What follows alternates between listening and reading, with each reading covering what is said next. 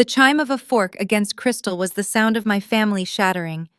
My name is Lucy Smith, and for years I believed being the independent daughter was a badge of honor. I scraped by on pennies thinking my parents respected my strength. I was wrong. At my birthday dinner, I learned they weren't proud of me, they were robbing me. While I struggled, they drained a secret fortune meant for my future to fund their luxury. They tried to erase me to save themselves, but they forgot one thing: I was finally ready to write my own ending. Like, share, comment, and subscribe to our channel. We always appreciate the time you spent here with us. The polished mahogany table at the steakhouse felt less like a place for a celebration, and more like a stage set for a play I hadn't auditioned for. It was my birthday dinner, or at least that's what the calendar said, but looking around at my family, it felt like a PR shoot for the perfect suburban success story. The air smelled of expensive cologne and searing meat, a sensory overload that made my stomach tight. I adjusted my silverware, conscious of the fact that I had arrived in my beat-up sedan with the check engine light that had been screaming at me for weeks, while my parents and brother had pulled up together in their pristine SUV, looking like they had just stepped out of a catalog. My outfit, a sensible blouse and slacks, I'd ironed carefully, felt like a costume from a discount rack compared to the designer leather jacket draped over my brother Caleb's shoulders. My mother, Carol, leaned across the table, her smile tight and practiced. She wasn't looking at me, though. Her eyes were fixed on Caleb. "We are just so proud of how you're handling the new expansion, Caleb," she gushed, reaching out to pat his hand. "I know you've sacrificed so much to help with the family business, but it's paying off." My father, Dennis, nodded in solemn agreement, taking a sip of his wine. "The boy has stepped up. Real responsibility." I took a sip of water, the ice clinking loudly in the sudden silence that followed their adoration. It was always like this. Caleb was the golden boy, the one who sacrificed, while I was just there. "And Lucy," Mom said, turning her gaze to me, as if she had just remembered I was sitting there. The warmth in her eyes dropped by 10 degrees. "Still doing that nursing thing? It must be exhausting, all those long hours." She made it sound like a hobby I hadn't grown out of yet, rather than a career saving lives. "It's going well, Mom," I said, keeping my voice neutral. "I'm up for a shift lead position soon." Dad waved a hand dismissively. "Well, we always knew you were the independent one. You never needed much from us. We had to pour everything into Caleb because the business is the family legacy, but you've always been so self-sufficient." I looked down at my plate, biting the inside of my cheek. Self-sufficient. That was their favorite word for me. It was a polite way of saying they didn't worry about me because they didn't think about me. They hadn't just forgotten me over the years. They had actively tried to erase me, editing me out of the family narrative to make room for Caleb's needs. I was the background noise in the symphony of their lives. At the end of the table, my maternal grandfather, Henry Lawson, sat in silence. He was an old-school man built of grit and silence, with clear, sharp eyes that seemed to miss nothing. He had barely spoken all night, just watching the performance unfold with an unreadable expression. I had always felt like he saw me more clearly than my own parents did, but he rarely interfered in their dynamics. He was a mountain in the distance, present but unmovable. Then the sharp ting-ting-ting of a fork against a crystal glass cut through the ambient noise of the restaurant. The table hushed. Henry pushed his chair back slightly and stood up. He wasn't a tall man, but he commanded the room. "I'd like to make a toast," he said, his voice gravelly but strong. "To my granddaughter Lucy." I blinked, surprised. Usually the toasts were about the business or the family unit. "You have a resilience that is rare, Lucy," Henry continued, looking directly at me. "You have a good heart, and you've built a life on your own 2 feet without complaining. That is something to be proud of." I felt a flush of genuine emotion warm my chest. It was the first time in years I felt seen. But then Henry's expression didn't soften. It sharpened. He didn't sit down. "Which brings me to a question I've been meaning to ask," he said, his tone shifting from celebratory to surgical. "Lucy, why don't you tell us how you've been using the money from the settlement all these years?" The word hung in the air like a physical object. Settlement. My fork stopped halfway to my mouth, I frowned, my brain trying to process the sentence. What? I stammered. What settlement? The reaction around the table was instantaneous and terrifying. My parents froze. It was as if someone had paused a video. Mom's fake smile plastered itself onto her face instantly, a rictus of panic. Dad stared at his water glass with an intensity that suggested he was praying to dissolve into it. Caleb looked confused, his brow furrowed, but there was a nervous twitch in his jaw, like he was hearing a rumor he knew was dangerous suddenly become real. Oh, Henry, honestly. Carol let out a sharp, high-pitched laugh that sounded like glass breaking. What a weird joke to make at a birthday dinner. Let's order dessert, shall we? She tried to steamroll the moment, signaling the waiter frantically. Henry ignored her completely. His eyes never left mine. The settlement, Lucy. From the accident. The trust. I don't know what you mean, I said, my voice small and shaky, the dread pooling in my stomach. I never got any money. I never got a dime. Henry's face fell just for a fraction of a second, a flicker of sorrow passing behind his eyes. Then his expression hardened into granite. I see. Before anyone could breathe, a man in a quiet gray suit stepped up to the table from the shadows of the hallway. It was Mr. Alvarez, Henry's personal attorney. He didn't say a word. He simply dropped a thick, heavy folder onto the polished table with a dull thud. The cover fell open, revealing rows of names, account numbers, and transaction logs. Henry didn't look at the folder. He looked at my parents, who were now pale as ghosts. Then, Henry said, his voice low and terrifyingly calm, "We have a very serious problem." 48 hours before my grandfather dropped a bomb on my birthday dinner, I was staring at a bank balance that read $7.42. I sat on the edge of my mattress in the tiny, drafty apartment I shared with Jenna, still wearing my scrubs from a double shift at the hospital. The air smelled faintly of antiseptic and the burnt toast Jenna had made earlier. My feet throbbed, a rhythmic reminder of the 12 hours I'd spent running between patients, but the number on my phone screen hurt worse. Rent was due in 3 days. I did the mental math I had done 1,000 times. If I skipped grocery shopping and walked to work instead of driving, I might just make the rent check clear, provided the electric bill was late again. Jenna, my roommate and best friend, leaned against the doorframe, crossing her arms. She was a paramedic, so she knew the look of exhaustion better than anyone. "You look like a ghost, Lou," she said, her voice sharp but kind. "Eat something, sleep. Stop staring at that banking app like it's going to magically spit out a lottery win. You can't keep letting your parents' neglect define your blood pressure." I locked my phone and tossed it onto the duvet. "I'm fine," I lied. "I'm just budgeting." I always thought being independent meant my parents were proud of me. I thought it was a badge of honor. But sitting there in the dim light, realizing I was one flat tire away from homelessness, it hit me differently. Independence didn't mean they trusted me. It meant they felt safe letting me drown alone. The bitterness of that thought dragged a memory to the surface, one that still made my skin prickle with cold. It was from 2 winters ago. I was driving home from a night shift on a rural stretch of road when my old Honda finally gave up the ghost.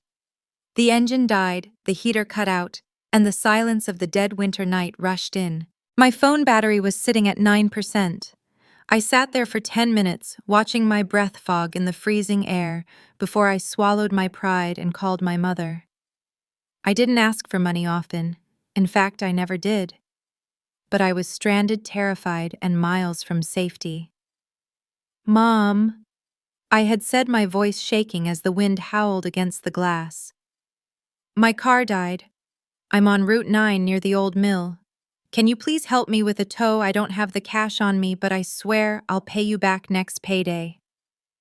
There was a pause on the line, and then came the sigh, the one that always signaled I was being a burden. "Lucy, honestly," she said, her tone shifting into a lecture, "you need to be more responsible with your vehicle maintenance. We can't just bail you out every time you have a hiccup. It wouldn't be fair to Caleb. He's under so much pressure right now with the new property deal." I gripped the phone tighter, my knuckles white. Mom, it's 10 degrees out. I'm scared. Her answer was the final knife. You're an adult now, Lucy. We can't baby you. Figure it out. Then the line went dead. I had stared at the phone stunned until the screen went black. I ended up walking 4 miles in the dark to a truck stop, freezing, shivering so hard my teeth chattered, feeling utterly sacrificed by the people who were supposed to protect me. That wasn't the only time I'd been thrown to the wolves so Caleb could feast. I remembered the afternoon I had gone to their house armed with a carefully prepared binder. I had been accepted into a specialized ICU and trauma training program, a massive career booster that came with a significant pay raise. The tuition was $8,000. I had laid out my salary projections, the benefits, and a repayment plan. I asked for a loan, not a gift. I sat at their kitchen table, hopeful, thinking my professionalism would finally earn their respect. They barely looked at the charts. We need to be smart with our liquidity right now, Dad had said, not meeting my eyes. We're funding Caleb's real estate opportunity. He's building something for the family. When I tried to argue, Carol cut me off with a pitying smile. We can't risk capital on you being unsure what you want, honey. You're so emotional. Nursing is fine, but is it really a career? I lost my spot in the program 3 days later. It was a pattern I couldn't escape. I remembered a family barbecue last summer, overhearing my aunt praise them. You two really sacrificed everything for your kids, she had said, gesturing with a wine glass. Carol had smiled that beatific martyr smile. We did what we had to do for the family, she preened.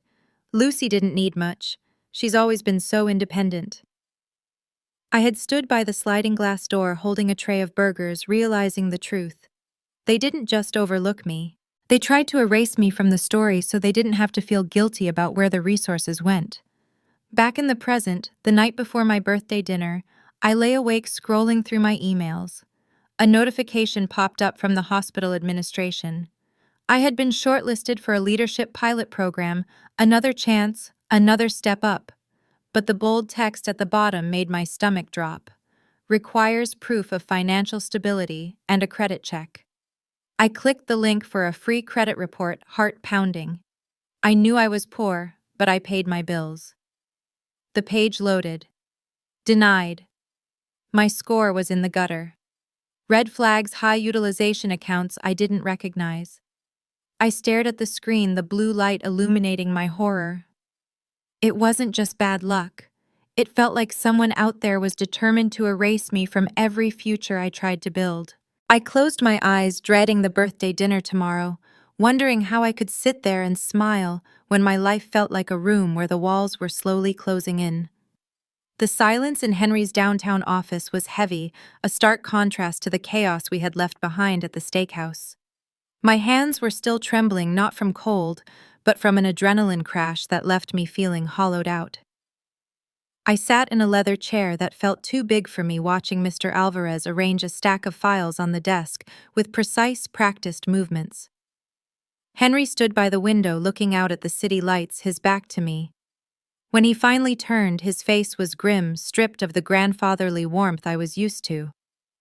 He looked like a general surveying a battlefield. Lucy, Henry began, his voice low. Do you remember the details of the accident when you were 12? The one where we lost your grandmother? I nodded slowly, a lump forming in my throat. How could I forget? The screech of tires, the shattering glass, the months of physical therapy, the empty chair at every holiday since. I remember, I whispered. I know you were young, he continued, sitting down opposite me. But there was a civil suit against the drunk driver and a significant payout from the insurance companies. It was a settlement meant to compensate you for your injuries, your trauma, and your loss. It totaled just under $3 million. My breath hitched. $3 million. The number sounded fake, like Monopoly money. I insisted it go into a trust, Henry explained, his eyes hard. It was locked until you turned 18 and then supposed to be managed for your education, a home, your future. I made your parents the trustees. I thought, I thought they would protect it. I thought they would protect you. Mr. Alvarez opened the thick black binder he had slammed onto the dinner table earlier. He slid it toward me. Take a look, Lucy. I hesitated, then looked down. It was a ledger of betrayal. My eyes scanned the columns and my stomach turned violently. The withdrawal dates went back years, thousands of dollars siphoned off monthly. Here, Alvarez pointed to a line item from 5 years ago. $45,000, labeled Emergency Family Business Loan. Never repaid. He flipped a page. $12,000. Caleb, legal retainer. That was the year your brother got that DUI he told everyone was a parking misunderstanding. My finger traced the lines, shaking. Mortgage payments for the big suburban house I wasn't allowed to live in. Country club dues. 5-star vacations to Cabo that they claimed were business retreats. Down payments on Caleb's rental properties, the ones they said he bought with his own hard work. They didn't sacrifice for the family, I said, my voice sounding strange to my own ears. They sacrificed me. I looked up at Henry. They used my pain to pay for their lifestyle. Alvarez flipped to the back of the binder. It gets worse, I'm afraid. He showed me a document authorizing a withdrawal of $50,000 for medical expenses. At the bottom was a signature, Lucy Smith.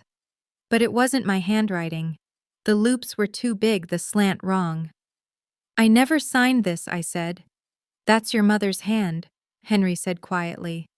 She's been forging your consent for years to bypass the trust safeguards. How much is left? I asked, dreading the answer. Less than $200,000, Alvarez said. From nearly $3 million. Legally, this is misappropriation of funds. In plain English, they stole from you, systematically. I felt a wave of nausea. All those times I ate ramen to save money. The nights I walked home because I couldn't afford a cab. The tuition I was denied. They were sitting on a gold mine built on my broken bones, and they were spending it on Caleb's mistakes. But Alvarez wasn't done. He pulled a second thinner file from his briefcase. We also ran a full credit check when we started investigating the trust anomalies. We found why you were denied that apartment lease and the loan. He laid out a series of credit card statements and personal loan applications. All in my name. All opened when I was 20, 21, 22. Your father used your social security number. Alvarez said, his voice devoid of emotion, but his eyes sympathetic. He opened lines of credit to keep his consulting firm afloat when the banks cut him off. He maxed them out and missed payments. That's why your credit score is destroyed. It's identity theft, Lucy, plain and simple. I stared at the papers. My father, the man who lectured me on responsibility, had stolen my identity to save his ego. They hadn't just ignored me, they had actively cannibalized my future to feed their own. The independent label they slapped on me wasn't a compliment, it was a cover story. They needed me to be independent so I wouldn't ask why there was no money to help me. Henry leaned forward, his hands clasped on the desk. We have 2 options, Lucy, and the choice has to be yours. He nodded to Alvarez, who outlined them. Option 1. We handle this quietly. We force them to resign as trustees immediately. We seize the remaining assets, and we force them to liquidate their properties, the house, the cars, everything, to repay the trust. It stays out of the courts mostly. And option 2? I asked, though I already knew. We file a civil suit and refer the evidence to the district attorney, Alvarez said. Fraud, embezzlement, identity theft, forgery. It would mean a public trial. It would likely mean prison time for your parents. It would tear the family apart permanently. The room fell silent again. I looked out the window, watching the cars stream by on the street below. I thought of the girl walking 4 miles in the freezing dark to a truck stop. I thought of the denied stamp on my housing application. I thought of Caleb's designer jacket and my mother's dismissive laugh. They had spent my entire life telling me I wasn't worth the investment, while they spent the fortune I had paid for in blood. They had ambushed my future. They had signed my name to their debts. I turned back to Henry and Mr. Alvarez. The tears that had been threatening to fall had evaporated, replaced by a cold, hard clarity. They ambushed my future. I thought the words echoing in my mind like a gavel strike. Maybe it's time I ambushed theirs. News in a small town travels faster than a virus, and within days I had mutated from the quiet, independent daughter into the ungrateful villain who was destroying the Smith family legacy. I could feel the eyes on me when I stopped for gas, the hushed whispers in the grocery aisle. The narrative had been spun with expert precision. Lucy is turning on her own parents. Lucy is threatening to sue. Lucy is greedy. My phone became a grenade I was afraid to touch, buzzing incessantly with notifications that I knew were radioactive. The first explosion came from Carol. She called me on a Tuesday afternoon while I was on break. Against my better judgment, I answered. She wasn't yelling. She was weeping, that breathless, theatrical sobbing she used to get out of speeding tickets. "I can't believe you're doing this, Lucy," she wailed. "We built this life for all of us, and you're trying to erase it. You're trying to erase everything we've worked for, over a misunderstanding about money." She made it sound like I was scrubbing family albums, not asking for the millions they had embezzled. "I'm not erasing anything, Mom," I said, my voice tight. "I'm just reading the ledger you wrote." I hung up before she could launch into the next act. But the cavalry was already mobilizing. An hour later, my Aunt Marianne called. Marianne was the family diplomat, which really meant she was the enforcer of the status quo. Her voice was syrupy sweet, dripping with faux concern. "Lucy, honey," she purred. "I just got off the phone with your mother. She is absolutely devastated. She's not sleeping, she can't eat. You know about her blood pressure. Honey, do you really want to be the reason she ends up in the hospital? The guilt trip was precision engineered. It's just money, sweetie. Families help each other. Is a bank account really worth tearing your parents apart? Is it worth losing everyone?" The threat was veiled but clear drop. "This or you will be cut off from the entire extended family." Words like ungrateful and disloyal were sprinkled into her monologue like seasoning. As I listened to her defend the indefensible, I realized something that made my blood run cold. This wasn't just about money. This was about the ecosystem of our family. They needed a scapegoat to function. If I wasn't the silent, struggling daughter who didn't need much, then they would have to look at who they actually were: thieves and liars. They would rather exile me than look in the mirror. I went home that night feeling like I was suffocating under the weight of their collective judgment. Jenna was in the kitchen brutally chopping vegetables like they owed her money. I slumped onto a stool and relayed Marianne's message. Jenna slammed the knife down. "Don't you dare listen to that garbage," she snapped. "Just money." "Lucy, they watched you almost pass out from exhaustion after double shifts. They watched you walk miles in the snow because you couldn't afford a tow truck. They didn't hesitate to threaten your safety every time they chose Caleb's comfort over your survival. That's not helping family. That's abuse." Her anger was a grounding rod, channeling the static in my head back into clarity. The next morning, I took that clarity to Mr. Alvarez's office. The conference table was covered in the debris of my life hospital records from the accident. The settlement paperwork I was never meant to see, blurry printouts of text messages where I asked for help and was denied, and the damning bank statements. We were preparing to file the official complaint and initiate a formal forensic audit. "This is the point of no return," Alvarez said gently, sliding a document toward me. "Once we file this, the forensic accountants go in. Everything comes out." I picked up the pen. My hand was shaking, the tip hovering over the signature line. I wasn't just signing a legal form. I was signing a declaration of war against my own last name. I thought of Marianne's voice, of Carol's tears. Then I thought of the cold wind on Route 9. I pressed the pen to the paper and signed Lucy Smith. The ink looked dark and permanent. I tried to lose myself in work the next day, but the universe has a twisted sense of irony. My charge nurse, a formidable woman named Sarah, pulled me aside near the nurses' station. "Lucy, I wanted to put a bug in your ear," she said, lowering her voice. "The hospital is launching a fellowship for a community clinic designed specifically for trauma recovery. I think you'd be perfect for it. You could design the program from the ground up." My heart soared for a split second before crashing. It's a grant-based position, she added. So you'd need to pass the background and financial stability check to handle the budget. I forced a smile, thanked her, and walked into the linen closet to breathe. The opportunity of a lifetime, the chance to actually build the life I wanted, was staring me in the face. And I couldn't take it. Not because I wasn't qualified, but because my credit was wrecked by the very people claiming to love me. The stolen money wasn't just numbers in a spreadsheet anymore. It was the concrete wall between me and my future. That night my phone pinged with a late email from Mr. Alvarez. I sat up in bed, the blue light stinging my tired eyes. The subject line read, "Urgent, new findings." I opened the attachment. It was a scanned copy of a consent form from 3 years ago. It authorized a withdrawal of $70,000 from the trust.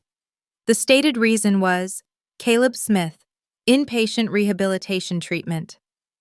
Below that, another for family business emergency liquidity.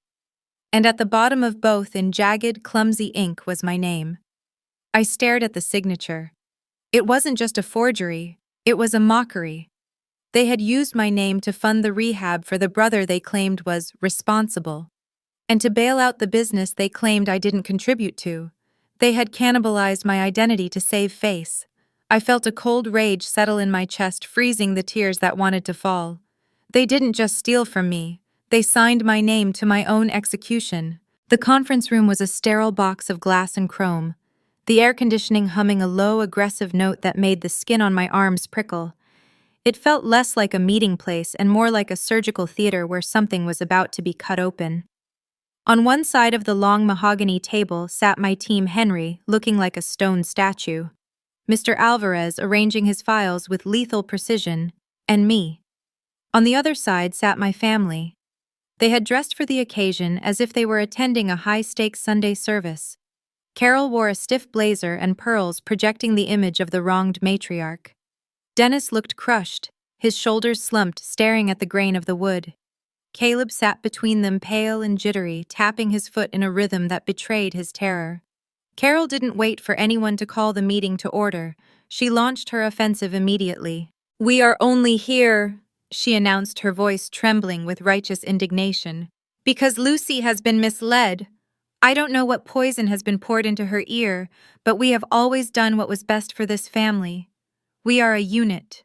She looked at me, expecting me to wither. "Lucy, look at us. We are your parents." Dennis didn't look up. He didn't defend me, but he didn't join her either. He just looked tired. Caleb wouldn't even meet my eyes. Mr. Alvarez didn't argue. He simply pressed a button on his laptop and projected a timeline onto the wall screen. "Let's look at the facts," he said, his tone devoid of warmth. "The settlement was created with Lucy Smith as the sole beneficiary." He clicked. A list of withdrawals appeared glowing in the dim room. "Here we have authorized withdrawals for business losses, here property acquisitions, club memberships." He clicked again. "And here over $60,000 in legal fees and rehabilitation costs for Caleb Smith." Caleb flinched as if he'd been struck. Alvarez continued, his voice sharpening. "We also have evidence of credit cards opened in Lucy's name used to fund personal expenses and loan applications signed with a forgery of her signature. The legal terms for these actions are misappropriation of funds fraud and identity theft." The words hung in the air, heavy and ugly. Carol opened her mouth to protest, but I cut her off. "Stop," I said. My voice wasn't loud, but it was steady. "I want to say something." I looked at my father. "Do you remember when my car broke down on Route 9? It was 10 degrees. I called you. You told me to figure it out." I saw Dennis wince. "I walked 4 miles in the dark to a truck stop. I was terrified. I thought I was going to freeze or get snatched off the road." I shifted my gaze to my mother. "And when I got into that ICU training program, you told me we couldn't afford the tuition. You told me I needed to be responsible. 2 weeks later, you bought Caleb a brand new truck." I leaned forward, placing my hands flat on the table. "You didn't just steal my money, you threatened my safety. Every time you left me stranded, every time you denied me a future to keep your image alive, you were making a choice. You chose your comfort over my survival. We sacrificed everything, Carol screamed, her composure cracking. We had to save the business. If the business went under, the family went under. Caleb needed us more. He was struggling. He needed help. We always planned to pay you back, Dennis muttered, finally looking up, his eyes wet. It was a loan, Lucy. We got behind. The numbers prove that is a lie, Alvarez interjected smoothly. There were no repayment schedules, no deposits, only withdrawals. I didn't know, Caleb stammered, his voice cracking. I didn't know the details. I thought business was good. He was clinging to ignorance like a life raft, but the sweat on his forehead told a different story. Mr. Alvarez reached into his briefcase and pulled out two distinct stacks of documents. He slid them across the glass table. They stopped right in front of Dennis. You have a choice, Alvarez said. Option A, you sign over full control of all remaining trust assets to an independent fiduciary. You admit to civil wrongdoing. You agree to a strict repayment plan, secured by the immediate sale of your home, your rental properties, and the liquidation of the business assets. If you do this, we do not file criminal charges today. He tapped the second thicker pile. Option B. Lucy takes this file to the district attorney. We press charges for wire fraud, identity theft, and embezzlement. You go to trial, and based on this evidence, you will go to prison. The room went dead silent. The hum of the air conditioner seemed to roar. Carol looked at the papers, then at me, her face a mask of shock. She couldn't believe the power had shifted. She couldn't believe the invisible daughter was holding the gun. I looked at them. Really looked at them. For 15 years you've been trying to erase me to keep your fantasy life going, I said. You erased my credit. You erased my opportunities. You tried to erase my voice. I'm done being erased. I pointed to the papers. You have one chance not to go to prison. Take it. The word erase landed like a physical blow. Carol looked like she had been slapped. Her hand trembled as she reached for the pen, tears streaming down her face, realizing the script she had written for our family had just been burned. Just as her fingers touched the metal barrel of the pen, there was a sharp knock on the glass door. We all jumped. The door opened and Lauren Pierce walked in. She was the regional director for the hospital system, a woman I had admired from afar for years. She looked apologetic but focused. I'm so sorry to interrupt, she said, nodding to Henry and Alvarez, who had clearly orchestrated this. She turned to me. Lucy, Henry mentioned you were in a meeting, but I'm on a tight schedule. I wanted to speak to you personally about leading the new community outreach program. We've reviewed your file, and if you're still interested, we want you. Carol's jaw dropped. She looked from the surrender documents to Lauren's outstretched hand. I looked at my parents shrinking in their chairs, and then at the woman offering me a future based on my own merit. For the first time in my life, they were the audience, and I was the main character. They were watching my life get bigger without them. The sound of the pen scratching against the paper was louder than any scream. One by one, my parents signed away the facade they had spent decades building. With each signature, the sprawling suburban house, the rental properties, and the luxury vehicles were consigned to liquidation. Caleb sat in the corner, his head in his hands, realizing that the endless tap of family support had just been permanently shut off. When the last document was signed, the air in the room seemed to shatter. Carol didn't weep gracefully this time. She collapsed. It was ugly and raw. She lunged across the table, her manicured nails scrabbling against the glass, screaming that I had destroyed the family, that I was a monster who chose money over her own flesh and blood. You're dead to us, she shrieked, as Henry guided me toward the door. I didn't look back. I walked out of that glass box, shaken to my core, but for the first time in my life, I wasn't walking away empty-handed. I was walking away with my dignity. The weeks that followed were a blur of bureaucratic deconstruction and personal reconstruction. I met with a financial advisor. Henry recommended a stern woman who looked at my credit report like it was a crime scene, which I suppose it was. We spent hours on the phone with fraud departments, untangling the knots my father had tied around my identity. Slowly, the red flags on my file began to disappear. With the initial recovery of funds from the trust, I didn't buy a mansion or a sports car. I moved into a modest apartment closer to the hospital. It had hardwood floors and a balcony that got the morning sun.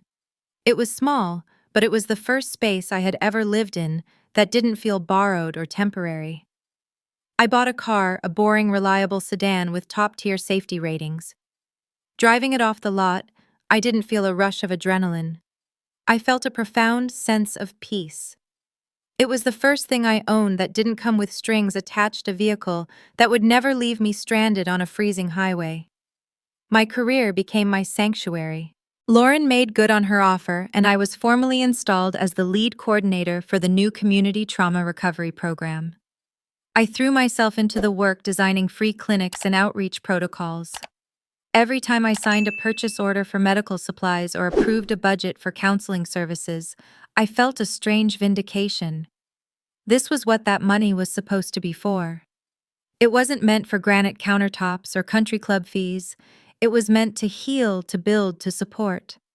I was finally using the resources intended for my survival to help others survive, and the irony wasn't lost on me. But the emotional debris was harder to clear than the financial wreckage.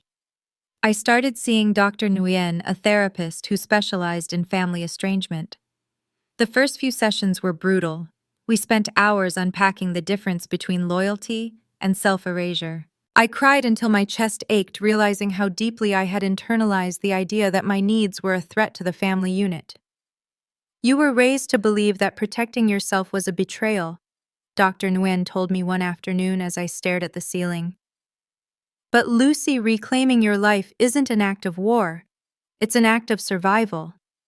It was a mantra I had to repeat to myself every morning when I woke up in my quiet, peaceful apartment. The fallout in my wider circle was immediate and polarizing. Half of my extended family cut me off completely.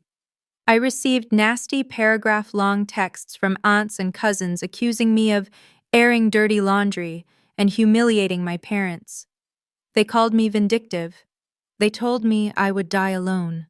At first it stung, but then I realized they were just protecting the same illusion my parents had lived by. Conversely, the silence from others was broken by quiet apologies. A cousin I hadn't spoken to in years reached out admitting she had always suspected something was wrong with how Carol treated me. At the hospital, as rumors swirled, coworkers began to approach me. They didn't gossip. They shared. Nurses and orderlies told me their own stories of family betrayal, of theft, of being the black sheep.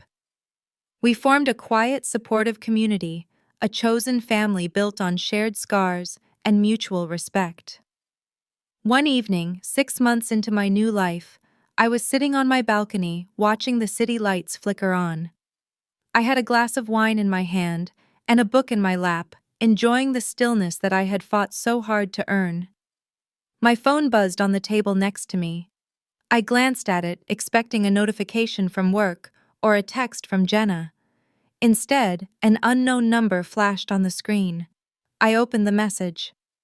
"It's Caleb. Can we talk?" "There's something I should have told you years ago." My heart hammered against my ribs. I stared at the screen, my thumb hovering over the delete button. The old Lucy, the one who desperately wanted to be included, would have replied instantly. The angry Lucy, the one who sat in that boardroom, wanted to block the number and throw the phone off the balcony. But I didn't do either. I sat there breathing in the cool night air, reading the words over and over.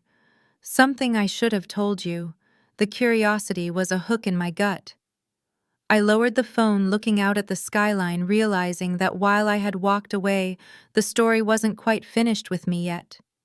We met at a coffee shop 3 towns over, a place where the barista didn't know our last name and the walls weren't listening. It was neutral ground, the Switzerland of our family war. When I walked in, I almost didn't recognize the man sitting at the small corner table. Gone were the tailored jackets and the arrogant posture of the golden child. Caleb looked worn. He was wearing a faded hoodie and jeans that had seen better days, and there were dark circles under his eyes that no amount of sleep could fix. He was working retail now, living in a shared apartment with two strangers, finally learning the harsh geometry of a dollar. For the first time in his life, he looked like he knew what the word broke actually felt like. I sat down across from him, not bothering to take off my coat. I didn't plan on staying long. "You said there was something you needed to tell me," I said, skipping the pleasantries. "If this is about money, Caleb, I'm leaving." He shook his head quickly, staring into his black coffee. "It's not about money. I don't want anything from you, Lucy." He took a breath, his hands trembling slightly around the cup. "I need to tell you the truth about what I knew." I waited, my heart guarding itself behind a wall of skepticism. "I knew about the money," he said quietly. "Not the exact numbers, but I knew broadly. When I was 19, I overheard Mom and Dad arguing in the kitchen late one night. Mom said, 'We can't keep pulling from the business accounts.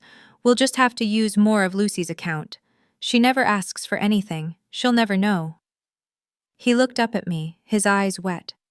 "I realized then that there was a trust, or a fund, something in your name that they were raiding. I knew they were sacrificing you for me, and I let them do it because it made my life easy. I was a coward." I felt a cold tightness in my chest, but it wasn't a surprise. I had suspected as much. "Is that it?" I asked, my voice hard. "You wanted to clear your conscience about being an accomplice." "No," Caleb said. "That's not the part that's going to make you hate me more. It's the other thing." He swallowed hard, looking like he was about to be sick. "Do you remember when you applied for that ICU training program? The one you were so excited about? The one they told you they couldn't afford?" "I remember," I said. "I didn't get in." "You didn't get in," Caleb corrected. "But not because you weren't qualified. Mom was terrified that if you got that job you'd have your own money. She was scared you'd stop being controllable. She told Dad, if she gets independent she might start asking questions about the trust." The air in the coffee shop seemed to freeze. "What did they do, Caleb?" "Mom went to that friend of hers from church, Mrs. Gable, the one with the counseling license." He paused, forcing the words out. "Mom convinced her to write a letter to the program board. A professional opinion claiming that you had a history of severe emotional instability and that you weren't fit for high-stress trauma work. She said it was to protect you from burning out, but the real goal was to paint you as unreliable." I stared at him, the noise of the espresso machine fading into a dull roar in my ears. They told the board I was crazy." "They wanted a paper trail," Caleb whispered. "I heard them bragging about it later. They said they needed documentation that you were unstable just in case you ever found out about the money and tried to turn on the family. If you ever went to court, they planned to use that letter to destroy your credibility. They wanted to be able to say, 'Don't listen to Lucy, she's mentally unwell.'" Something inside me snapped. The anger I had felt over the stolen money was a candle compared to the inferno that ignited now. The money was greed. But this was psychological warfare. They weren't just trying to erase my finances. They were willing to erase my sanity, my reputation, my right to be heard. They had engineered a reality where my voice wouldn't matter. I thought of all the times I had questioned myself, all the nights I wondered if I really was too emotional, like my mother said. It was all a lie. A calculated, strategic lie designed to keep me in chains. "They tried to gaslight the entire world against me," I said, my voice shaking with a rage so pure it felt like clarity. "They tried to erase me so completely I'd never be able to stand up and say my name without someone doubting it." "I know," Caleb said, tears finally spilling over. "I kept my mouth shut. I let them do it. I don't expect you to forgive me. I don't deserve it. I needed you to know exactly what you survived." He reached into his bag and pulled out a handwritten document. "I wrote it all down. What I heard dates Mrs. Gable's name. I'm willing to sign it and give it to Mr. Alvarez. If you need it for the lawsuit, or just to shut them up forever, it's yours." He slid the paper across the table. It was a confession. It was a weapon. I looked at the paper, then at my brother. I saw the resemblance to my father in his jaw, the echo of my mother in his eyes, but for the first time I saw a man trying to cut the cord. "I'm not ready to be your sister again, Caleb," I said, my voice steady. "I don't know if I ever will be, but I'm done spending my life being ambushed by secrets." I took the paper. "If you're serious about change, start with this statement. Start by not letting them erase what they did to me or what they did to you." Caleb nodded, wiping his face with his sleeve. He signed the bottom of the page with a shaky hand. "I'm sorry, Lucy," he whispered. I stood up, clutching the paper like a shield. I didn't say goodbye. I walked out of the coffee shop into the bright, blinding sunlight. Tears streamed down my cheeks, but my back was straight. I had the truth now. The whole ugly, jagged truth. They had spent years writing me out of my own story, editing me down to a footnote of instability. But as I unlocked my car and tossed the confession onto the passenger seat, I knew the editing process was over. They spent years writing me out of my own story. Now I'm holding the pen. The morning sun hit the balcony of my new apartment with a warmth that felt deliberate, like a reassurance I hadn't asked for but desperately needed. It had been exactly 1 year since the birthday dinner that detonated my life, and the silence that surrounded me now wasn't the heavy, suffocating kind I had grown up with. It was the silence of peace. I stood leaning against the railing, a mug of coffee in my hand, looking out over the city skyline and the park below, where the trees were just starting to turn gold. From here, the world looked vast and open, a stark contrast to the narrow, shrinking box my parents had tried to keep me in.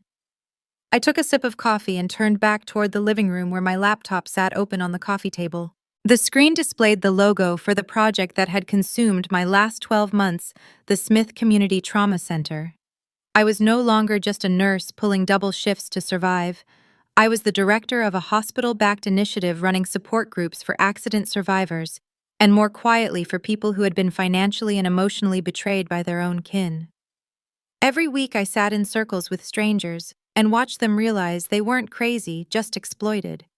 It was the work I was born to do, funded by the very resources that were once stolen to pay for country club memberships. A pair of strong arms wrapped around my waist from behind, startling me out of my thoughts, but only for a second. "You're thinking too loud," a deep voice rumbled against my ear. It was Ethan. We had met 6 months ago when he brought a patient into the ER. He was a firefighter, an EMT, someone who understood the weight of saving lives, but more importantly, he understood the weight of carrying yourself. He kissed my temple and then stepped back, moving to the kitchen to pour his own coffee. He didn't try to fix me, and he didn't try to manage me. When I said I needed space, he gave it. When I said I was handling something, he believed me. It was terrifyingly healthy. I watched him move, realizing that for the first time, I was with someone who didn't see my independence as an excuse to neglect me, but as a part of who I was. My phone buzzed on the table. I glanced at it, seeing the preview of a text message. It was from a number I hadn't saved but knew by heart. "We miss you, Lucy. You've punished us enough. When will you stop trying to erase your own parents from your life?" I didn't flinch. I didn't feel that old spike of guilt or the urge to explain myself. Carol and Dennis were living in a small 2-bedroom rental now. The big house was sold, the proceeds stripped away to repay the trust. The luxury cars were gone. They were living the modest life they had always claimed was good enough for me, and they hated every second of it. They reached out periodically, vacillating between weeping pity and sharp accusations, trying to hook me back into the drama. I didn't respond. It wasn't out of spite. It was simple self-preservation. I had learned that you cannot heal in the same environment that made you sick.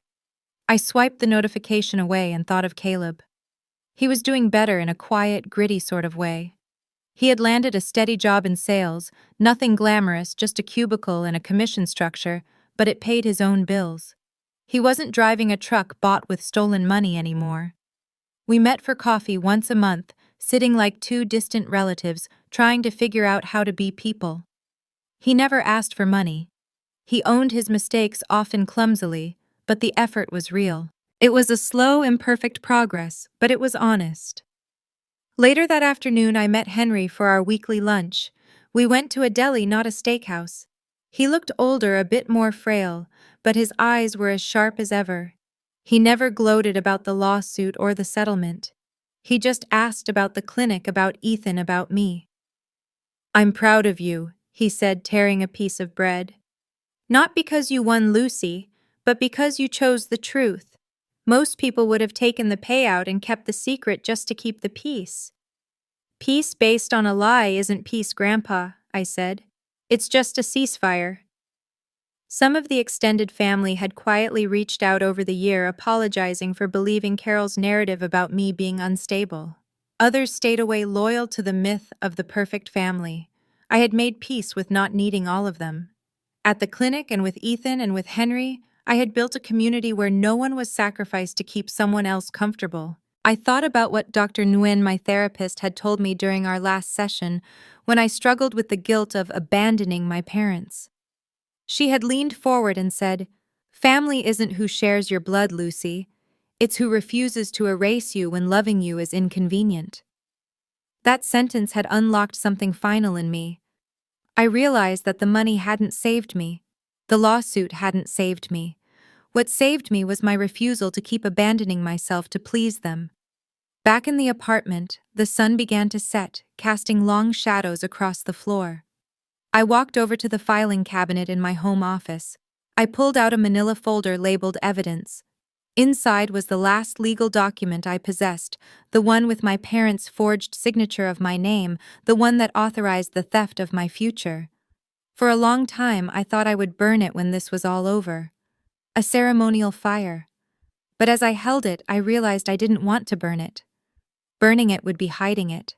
Instead, I placed it carefully into the back of the cabinet, filing it away with the tax returns and old leases. It wasn't a wound anymore. It was just a record.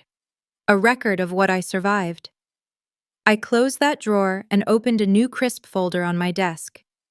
I picked up a pen and wrote on the tab, Smith Community Trauma Center. Proposal. Below that, I wrote my name, Lucy Smith. I stepped back out onto the balcony, the city lights flickering on like millions of little stars below me. I watched the cars moving freely, people walking dogs, the distant wail of an EMT siren that used to sound like panic, but now sounded like help on the way. I took a deep breath, filling my lungs with the cool, clean air of a life that belonged entirely to me.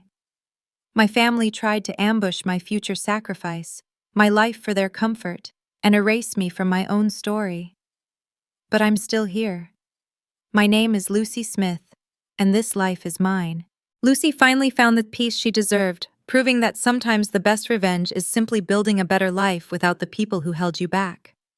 If this story resonated with you, please hit that subscribe button and share your own experiences below. We read every single comment of your thoughts and love hearing your perspective. Thank you for listening. This has been a story from Radiance. We'll see you next time.